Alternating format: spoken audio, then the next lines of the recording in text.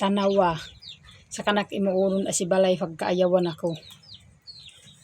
Kinita mo ya saging iniyo fiyang kainuganda. So unsay atong buhaton ani unyang hapon, atuan ni siyang islayson og butangan nato nigtuno asukar. Pagkalamiad jud o. Mo ni gitawag nga kalabangan pa. Lami kayo ni. So unsa may ato ang biradahon ani unyang hapon, lami kaayo o. Ang isa ka CPA ni katong ihapon 2, 4, 6, 8, 10, 12, 14. Hala ka. Ang isa di ay kasi CPA ni 18 ka buok hastang mga dagkuha sa saging. So gihatag ra ni sa ako agahapon atong nagtuba diha o kaingon siya ikaw diri sa atbang sa balay.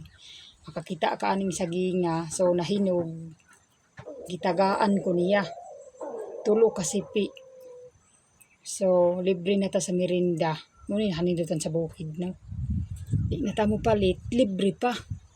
So, kinsa may manghatag ni mo ani sa siyudad og isa ka sipi ing ani nga 18 ka buok ang isa ka sipi.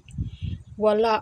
Mauna itong buhaton di sa bukid magtanom gyud ta kay libre kaayo ang mga pagkaon sa bukid di ta mamalit.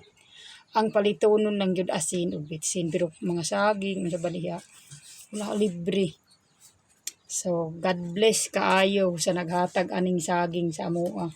Kahapon ni gituba. Ang Ginoo magapanalangin sa imong brad.